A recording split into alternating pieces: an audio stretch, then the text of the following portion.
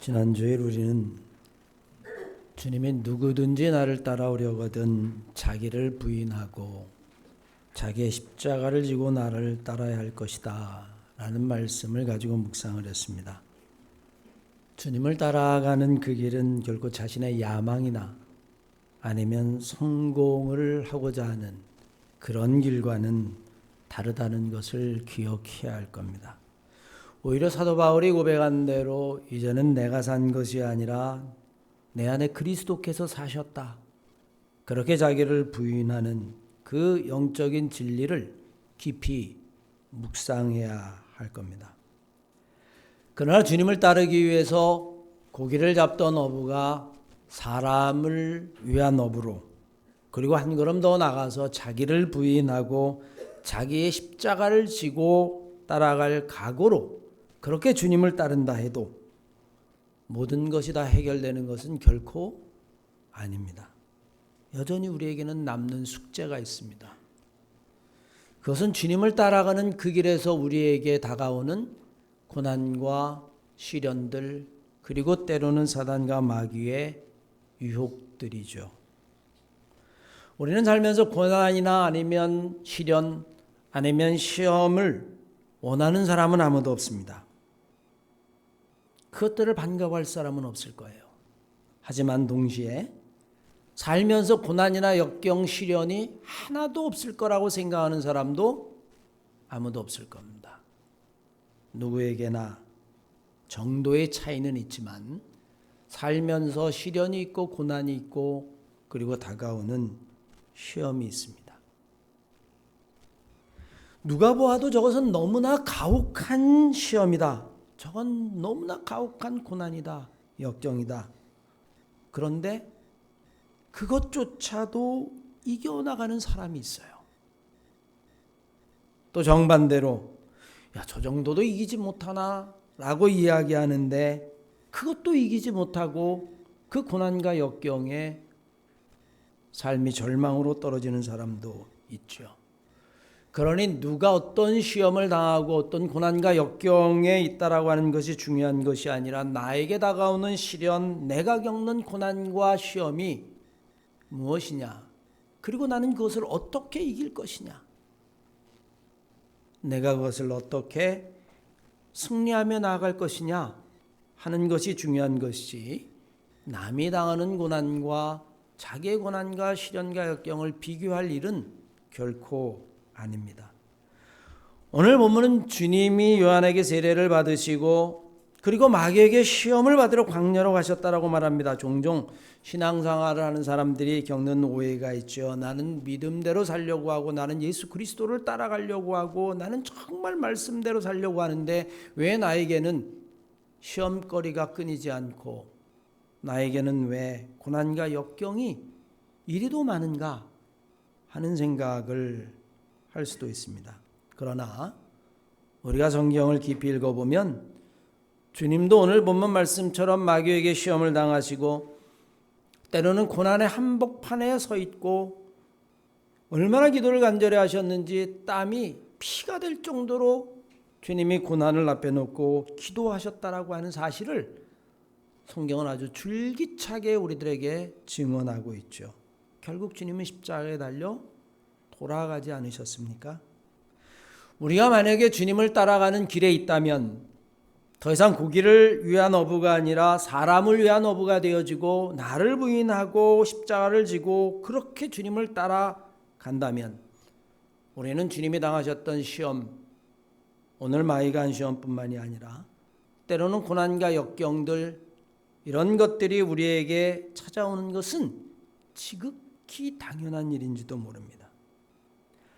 동시에 우리에게 위로가 되는 것은 그런 고난을 당한 주님에게 오늘 성령이 함께 하셨다라고 하는 말씀처럼 여러분과 제가 세상을 살면서 당하는 시련, 시험, 고난, 역경들, 그것이 무엇이라도 성령이 주님을 도우신 것처럼 우리를 도우실 거고 우리는 하나님의 은혜 가운데 믿음으로 그런 시험들과 고난과 역경들을 능히 물리치고 승리할 줄로 믿습니다.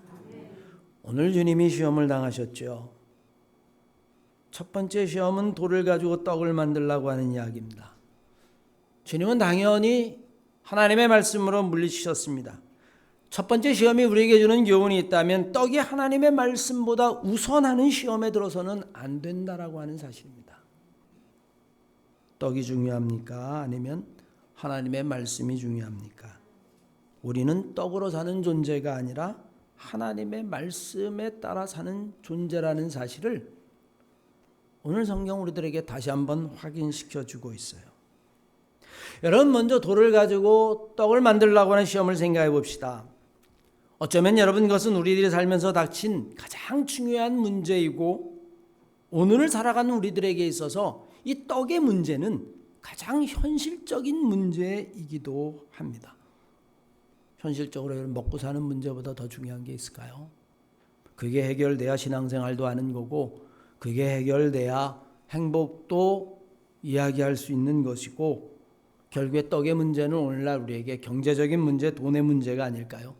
오늘날 여러분, 세상이 이렇게 혼란스러운 세상으로 전락한 이유가 있다면 그대로 다 경제적인 문제, 돈의 문제죠. 관세 전쟁이라고 이야기합니다. 그 관세 전쟁의 핵심은 뭐예요? 여러분, 돈의 문제입니다. 세상에 있는 모든 나라 가운데 가장 빚이 많은 나라가 어떤 나라일까요? 여러분, 미국입니다. 미국은요, 부채가 우리나라 돈으로 따지면 수경이에요. 그러니까 여러분, 경제적인 문제인데 그거를 해결해 보려고 관세를 들고 나온 것이죠. 그리고 그것은 온 세상 사람들을 다 고통스럽게 합니다. 하지만 여러분, 시간이 지나면 이 문제는 해결이 될 겁니다. 그게 진리예요. 왜냐하면 이거보다 더 어려운 시대도 이 세상은 지탱되었기 때문입니다. 돈의 문제가 해결되어지고 경제적인 문제가 해결되어지면 그때는 문제가 없을까요? 아닙니다. 그때는 또 다른 문제가 생길 겁니다. 코로나 팬데믹 같은 것, 아니면 그거보다 더 큰 것이 우리에게 닥칠지도 모릅니다. 어쩌면 우리에게는 지금 당장 급한 문제라고 하는 사실은 하루도 멈추지 아니하고 우리에게 끊임없이 다가옵니다.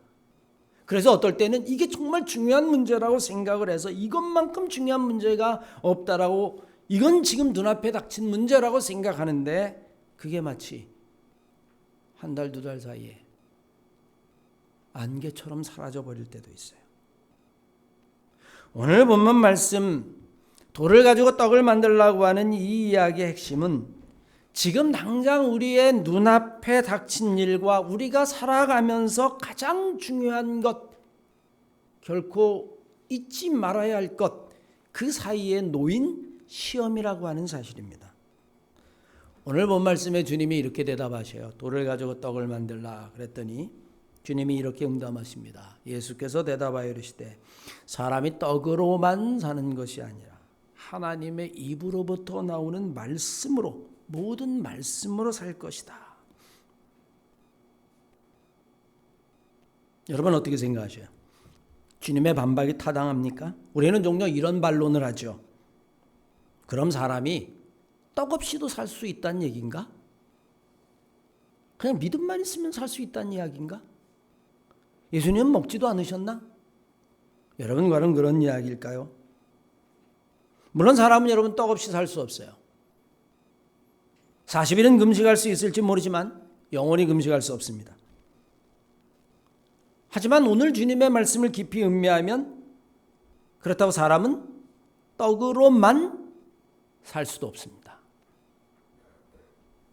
종종 항변하는 사람들의 이야기를 들어보면 이 마귀의 시험은 마치 양자택일을 요구하는 것 같은 착각으로 우리를 이끌어갑니다. 자, 떡이냐 하나님의 말씀이냐, 둘 중에 어느 거냐? 떡 없이 살 수 있어? 하나님의 말씀은 나중에 거야. 정말 중요한 건 떡이야. 왜? 당장 배고픔이 해결되는 문제니까. 여러분, 과연 정말 그런 이야기일까요? 오늘 본 말씀은 결코 양자택일의 문제가 아니라는 이야기입니다. 정작 사람의 배고픈 다음이, 배고픔의 문제가 직면하면 어려운 것이지만 사람에게 배고픔의 문제가 해결된 다음에 인생은 비로소 자기 자신을 발견하게 돼요. 여러분, 우린 창세기에 보면 에서라고 하는 인물과 야곱이라고 하는 인물이 대화하는 내용을 발견합니다. 장자의 직분이라고 하는 걸 놓고 둘이 이야기하죠. 하루는 에서가 들에 나가서 사냥을 하고 들어왔어요. 너무 배가 고픕니다. 여러분 배고픈 경험해 보셨죠? 어쩌다가 아침 끼니를 놓치고 아니면 여러분 점심도 놓치고 그래서 저녁 한 4, 5시쯤 되면 허기져서 정말 죽을 지경입니다. 하늘이 노랗죠? 아마 여러분 에서가 그런 심정이었을지도 몰라요. 하루 종일 들판을 갔다 왔는데 아무것도 먹지 못했다. 그때 야곱이 이야기합니다. 배고프지 형? 내가 팥죽 한 그릇을 끓여놨는데 이걸 줄 테니까 장자의 직분을 나에게 넘기쇼. 에서 입장에서 바라볼 땐 너무 배고픈데 여러분 그게 중요합니까? 그래서 그렇게 하겠다라고 이야기를 하고 여러분 에서는 팥죽 한 그릇으로 자기의 헛기를 채웁니다. 성경은 뭐라고 증언하냐면 에서는 정작 중요한 것 그것을 너무 쉽게 여겼다. 소홀히 여겼다. 저는 한번 생각해 봐요. 에서가 팥죽 한 것을 먹고 나서 허기를 모면한 다음에 어떤 생각을 했을까요? 아유 그래 배고프면 배부르면 됐지 그가지 것. 여러분 이렇게 생각했을까요? 아니면 아차 정말 중요한 거를 내가 놓쳤구나. 하루를 굶는다고 죽는 게 아닌데 저도 이런 목회하다가 보름을 굶어봤거든요. 금식해봤습니다. 하루를 굶는다고 죽는 게 아닌데 내가 그 순간 정작 중요한 것을 놓쳐버리고 말았구나. 아마 여러분에서는 땅을 치고 후회했을 겁니다. 팥죽 한 그릇보다 더 중요한 것 보이지 않지만 그것을 놓쳤다는 얘기죠. 우리는 여러분 백세의 철학자라고 이야기하는 김영석 교수가 인생의 지혜를 들려주는 인터뷰를 한 적이 있었어요. 사람들의 행복하기를 다 원하니까 MC가 묻습니다. 다들 행복을 찾는데 행복은 어떻게 하면 찾을 수 있겠습니까? 그러자 여러분 이 백세의 철학자가 이렇게 대답합니다. 내가 지금껏 살아보니까 알겠습니다. 그래요? 뭐죠? 세상에는 두 종류의 사람이 있습니다. 하나는 물질적인 것에 우선을 두고 살아가는 사람이 있는가 하면 또 하나는 정신적인 가치에 우선을 두고 살아가는 사람들이 있습니다. 물질적인 것에 우선을 두고 살아가는 사람은 행복해지기 힘든 사람입니다. 왜냐하면 물질적인 것에 마음을 두고 살아가는 사람들은 그것은 결국엔 소유의 문제이기 때문에 그것은 결코 우리에게 행복을 가져다 주지 않습니다. 그러면서 예를 들어서 가령 복권에 당첨된 사람이 있다고 생각해 봅시다. 그가 많은 재물을 얻었습니다. 정말 행복할까요? 행복하려면 한 가지 조건이 있습니다. 그것을 잘 쓸 수 있는 정신적인 가치가 있어야만 합니다. 그런데 여러분 어때요? 실제로 재물은 여러분 다툼을 일으킵니다. 우리는 여러분 목도하죠. 많은 재산을 남겨두어 가도 자식끼리 다툼을 일으켜요. 분란이 일어납니다. 행복하지 않죠. 성경은 이야기합니다. 많은 고기와 생선을 쌓아놓고 다투는 것보다는 나무를 놓고도 행복한 집안이 정말로 행복한 집안이다. 그 이야기는 무엇을 의미할까요? 정신적인 것의 가치를 소홀히 놓고 보면 결코 인간은 행복할 수 없다는 이야기입니다. 성경은 사람은 여전히 떡과 경제, 돈으로 사는 것이 아니라 하나님의 말씀으로 사는 존재라고 하는 것, 그것이 훨씬 보이지 않지만 중요한 것이라고 하는 사실을 우리들에게 가르쳐 주죠. 우리는 살면서 여러분 결코 돌을 가지고 떡을 만들려고 하는 시험을 당하지는 않습니다. 우리는 주님이 아니니까요. 그러나 여러분 우리는 살면서 부단하게 우리는 시험을 당합니다. 재물이냐 아니면 사랑이냐, 재물이냐, 화해냐, 재물이냐, 형제 우애냐, 재물이냐, 친구냐. 그래서 여러분 중국의 고사성어에 보면 견리사의란 말이 있어요. 눈앞에 재물이 보일 때에 너는 의로움을 생각해라. 어느 것이 옳은가를 생각해라. 오늘 주님의 말씀도 마찬가지죠. 사람은 하나님의 말씀으로 사는 것이고 그것이 내 안에 살아있을 때에 재물도 행복할 수 있는 것이지 그것을 잃어버리고 단순히 돌을 가지고 떡을 만든다고 행복한 것이 아니라는 거예요. 저는 바라보는 여러분과 제가 인생을 살아갈 때에 정말 중요한 것, 하나님의 말씀을 가지고 세상을 살아갈 수 있는 신앙의 사람들이 다 되시기를 주의 이름으로 간절히 축원합니다. 두 번째 시험이 우리에게 다가오죠. 높은 곳에 올라가서 뛰어내리라는 시험입니다. 이것은 아마 여러분 스스로의 신념이 믿음으로 둔갑하는 시험에 빠져서는 안 되는 이야기일 겁니다. 첫 번째가 믿음이 없는 사람에게 오는 시험이라면 두 번째 시험은 반대로 믿음이 좋다는 사람에게 오는 시험이죠. 가장 높은 곳에 서서 내가 여기서 뛰어내리면 하나님이 나를 지켜주실 것이다. 아멘. 왜? 나에게는 그런 믿음이 있다. 하나님, 내가 뛰어내립니다. 자, 나를 받아주십시오. 그렇게 해보라는 거예요. 여러분 못할 것도 없죠. 못할 것도 없어요. 주님이 뭐 뛰어내리면 하나님이 안 받쳐주시겠습니까? 그런데 주님은 여러분 뛰어내리지 않습니다. 자기의 능력을 보여주는 게 아니라 오히려 마귀를 야단을 칩니다. 사탄아 물러가라. 네가 하나님을 시험하는구나. 하나님을 결코 시험하지 말라. 우리는 종종 내가 가지고 있는 신념과 믿음을 혼돈할 때가 얼마나 많은지 모릅니다.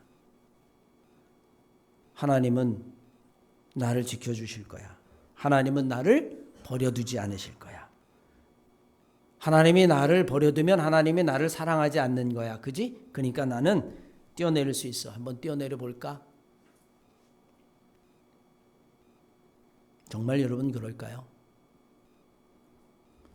제가 목회하다가 경험한 사건 중에 하나, 지금도 가슴 아픈 사건인데 정말 신앙생활을 열심히 하는 권사님 가정이 계셨어요. 헌금도 많이 하고요. 새벽기도도 하고요. 근데 어느 날 이분이 기도하는 사람에게 기도를 받더니만 사업을 확장하겠다라고 이야기를 했습니다. 근데 좀 무리였어요. 사업을 확장하기가. 근데 기도했더니 하나님이 지켜주시니까 염려하지 마라. 이렇게 응답을 받았습니다. 주변에 있는 사람들이 교회를 가우팅하면서 좀 무리인데, 그런데 이분이 기도하고 그러다 자기가 마음에 감동을 받았는지 하나님이 지켜주시니까 걱정 없습니다. 그리고 대출을 받았어요. 확장했어요. 다행히 첫 번째 성공했습니다. 그런데 또 기도했어요. 그랬더니 하나님이 더 큰 복을 주시겠다는 거예요. 더 큰 복을. 그런데 이제 대출은 한계가 왔어요. 그래서 사람들이 하지 말라고 이야기했습니다. 여기까지, 이것까지도 만족해라. 넌 큰 복을 받았다. 그런데 더 확장하고 싶은 생각에서 옆에 있는 가게를 인수하려고 하니까 안 되는 거예요. 그래서 사채를 썼습니다. 기도했더니 하나님이 걱정하지 마라. 기도해 주는 사람이 걱정하지 마라. 하나님이 너를 지켜주실 것이다. 그렇게 응답을 받았습니다. 지금 같았으면 제가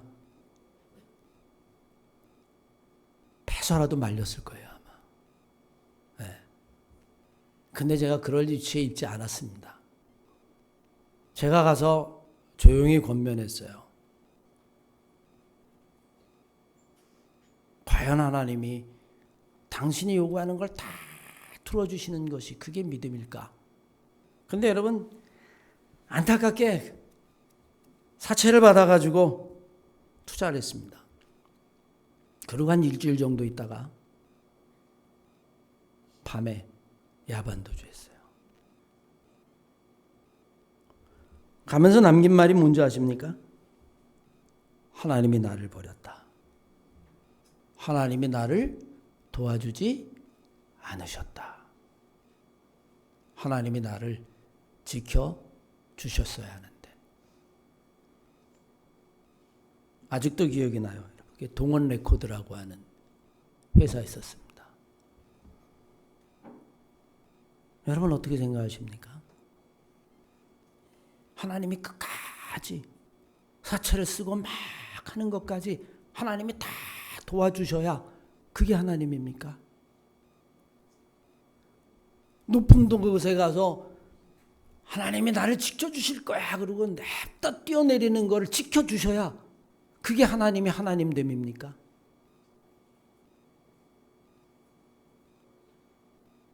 오히려 주님은 여러분 이렇게 말씀하시죠. 사단아 물러가라. 네가 하나님을 시험하는구나. 하나님을 시험하지 말라. 우리는 종종 하나님이 나를 사랑하신다는 하나님의 은총을 넘어서서 우리가 무엇을 하든지 하나님이 내 편이라는 영적인 교만까지 나갈 때가 있습니다. 주님은 마귀에게 말씀하셨죠. 하나님을 시험하지 말라. 오늘 주님은 마귀를 책망하십니다. 자기의 영광을 위하여 하나님을 시험하지 말라는 겁니다. 하나님의 능력은 자기를 위해서 있는 것이 아니라는 겁니다. 하나님의 능력은 하나님의 영광을 위해서 있는 것이죠. 하나님의 능력을 자기를 위해서 쓰는 것으로 전락시킬 그것은 하나님의 능력을 시험하는 거죠. 그래서 에브라함 링컨이 아주 귀한 이야기를 역사 속에 남겼습니다. 남북군이 전쟁을 할 때에 옆에 있는 그 참모가 하나님이 우리를 지켜주실 테니까 걱정하지 마십시오 라고 이야기할 때 모든 사람 같으면 그래 믿음이 좋다라고 이야기할 때 에브라함 링컨은 그렇게 이야기하지 않았어요. 부관, 내가 하나님의 편에 서 있는가를 먼저 생각해라. 하나님은 무턱대고 도와주시는 분이 아니다. 내가 하나님 편에 서 있는가를 먼저 생각하라. 마귀는 우리가 하나님을 시험하기를 원하지요. 마귀는 하나님의 능력을 자기의 개인의 영광을 위해 쓰기를 부축합니다. 뛰어내려봐, 뛰어내려봐. 그래야 우리가 타락하기 때문입니다. 이런 시험은 믿음이 없는 사람이 당하는 시험이 아닙니다. 오히려 믿음이 있는 사람이 그 믿음이 마치 자기의 신념과 동일하되어 하나님은 무조건 내가 하는 일에 도우셔야 된다라고 하는 착각에 빠지게 하죠. 오늘 성경은 이야기합니다. 주 너희 하나님을 시험하지 말라. 우리는 여러분 살면서 나도 모르게 우리의 믿음이 좋다는 것이 하나님을 시험하는 경우가 되어서는 안 됩니다. 늘 내가 신앙생활할 때에 내가 하나님 편에 서 있는가를 늘 돌이켜볼 수 있는 겸손한 참된 신앙의 사람이 되시기를 주의 이름으로 간절히 축원합니다. 세 번째 시험이 다가옵니다. 천하 열국을 다 보여주며 나를 경배하면 이것들을 너에게 다 주겠다라고 이야기합니다. 오늘 본문 말씀은 여러분 인간의 욕망은 끝이 없다는 것을 성령의 지혜로 깨달으라고 하는 이야기죠. 세 번째 시험은 욕망의 시험입니다.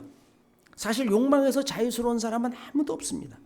마귀가 모든 것을 다 주겠다라고 하는 이 유혹이야말로 인간에게는 최후의 유혹이라고 할 만하죠. 이 세 번째 유혹은 믿음이 없는 사람이나 믿음이 있는 사람 모두에게 다가오는 유혹입니다. 그러나 여러분 생각해 보십시오. 천하만국을 얻으면 만족할까요? 아마 여러분 천하만국을 얻으면 시간이 지나면 그 다음 걸 요구할 거예요. 하나님 다 주셨는데 또 갖고 싶은 게 있어요. 뭐 하늘나라도 좀 저에게 넘기시죠. 하늘나라도 주면 하나님은 지옥도 넘기시죠. 저 다 지옥도 넘기면 하나님 자리도 나한테 넘기시죠. 그 자리도 넘기시죠. 뭐 다 줬는데 뭐 뭘 가지셨다고.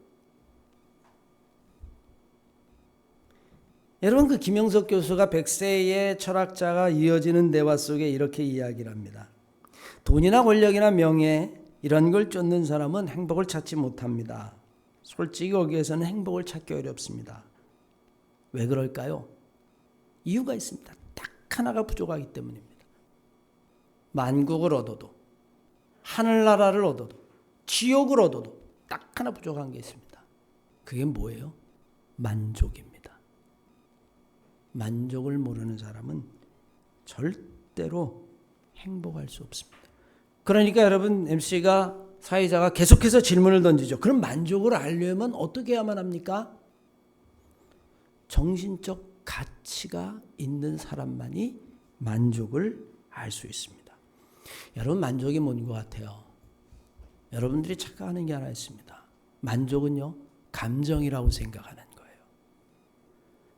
아우, 옷 하나 좋은 거 입었으면 좋겠다. 옷 조이고 있어요. 여러분 감정이 좋죠. 아우, 멋있어?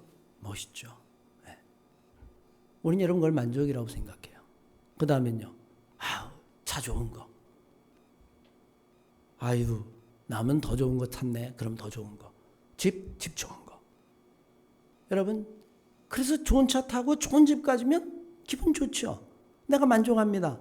그러면 여러분, 그게 만족이라고 생각해요. 그러니 끝이 없는 겁니다. 여러분, 만족은요, 감정이 아니에요. 만족은 감정 이상의 것입니다. 그럼 뭘까요? 만족은 지혜입니다. 따라해 봅시다. 만족은 지혜입니다. 멈춰야 될 때가 언제인지를 멈추는 것, 그때를 아는 것이 그게 진짜 만족인데, 그건 여러분 감정이 아니란 말이에요. 감정은 무한대로 증폭할 수 있습니다. 끝없이 증폭해도 만족이 없어요. 진짜 만족은 어디서 멈출 것인가? 이것이 감사한 것인가? 그거를 아는 것이 진짜 만족인데, 그 만족은 감정이 아니라 지혜라는 겁니다. 저는 바라고 있는 사랑하는 한마음교회 성도 여러분들이 정말 세상을 살아갈 때 하나님이 자족의 은혜, 만족의 은혜를 줄 때에 그것이 내가 하는 감정이 다 충족되어서 오는 그런 감정이 아니라 여러분들 마음속에 정말 여기야말로 이제 멈춰야 할 때고 내가 하나님께 감사해야 할 때구나 하는 그때를 아는 지혜, 그 지혜가 만족일 텐데 여러분들이 그런 지혜를 얻으시기를 주의 이름으로 간절히 축원합니다. 조선 중기의 학자 송익필이 신문집에 다음과 같은 글을 썼습니다. 부족지족 매유여 조기부족 상부족이라. 조금은 부족해도 내가 만족하고 이것으로 감사할 줄 알면 그 사람은 늘 여유가 있지만, 이미 넉넉한데도 불구하고 내가 조금 더라고 이야기하고 멈출 줄을 모르는 사람은 늘 부족한 인생을 살게 될 것이다. 천하열국을 다 준다. 만족할 수 있을지 모르겠지만 멈추지 않을 겁니다. 우리는 어디서 멈출 수 있을까요? 하나님을 경배하고 하나님을 찬양할 때, 그때 우리가 멈추는 지혜를 배우는 거죠. 사랑하는 한마음교회 성도 여러분, 오늘 점심이 뭔지 아세요? 햄버거예요. 햄버거. 우리가 이제 식당이 없으니까요. 햄버거인데 부족할까요? 만족할까요? 우리가 여기서 뷔페 불러다가 먹었을 때 비하면 부족하겠지만 이것으로 만족하면 여러분 부족함이 없습니다. 근데 햄버거네. 지난번에 먹었던 뷔페가 좋은데, 뷔페를 대접하면 옆에서 누가 그럴 거예요. 뷔페는 워커힐 뷔페가 좋대. 한 20만 원 간다 그러거든요. 그거 먹어보면 여러분 별거 없어요. 그러면 여러분 또 옆에서 누가 그럴 겁니다. 야, 저 아부다비에 가면 7성 호텔이 있는데 거기 뷔페는 100만 원이래. 만족할까요? 그거 먹고 싶지 않을까요? 여러분, 부족하다고 느끼면 모든 일이 부족한 겁니다. 그 정도와 때를 아는 것, 그건 여러분 감정이 아니에요. 그래서 만족은 감정이 아니라 하늘이 준 지혜입니다. 오늘 여러분 성경은 우리에게 이야기하죠. 사단아 물러가라. 천하열국을 다 준다 해도 네가 하나님을 경배하는 그 감사함이 없으면 너는 여전히 만족하지 못할 것이다. 우리는 예수를 따라가는 길 위에 있는 사람들입니다. 그 길 위에는 시련도 있고 시험도 있고 고난도 있고 역경도 있어요. 그러나 주님이 성령의 도우심으로 이기셨습니다. 여러분도 저도 이 길 위에, 예수 그리스도를 따라가는 길 위에 있는 모든 시련과 역경과 고난들, 결국엔 주님과 함께 성령의 도움으로 우리가 마침내 이기는 한마음교회 성도들이 다 될 줄로 믿습니다.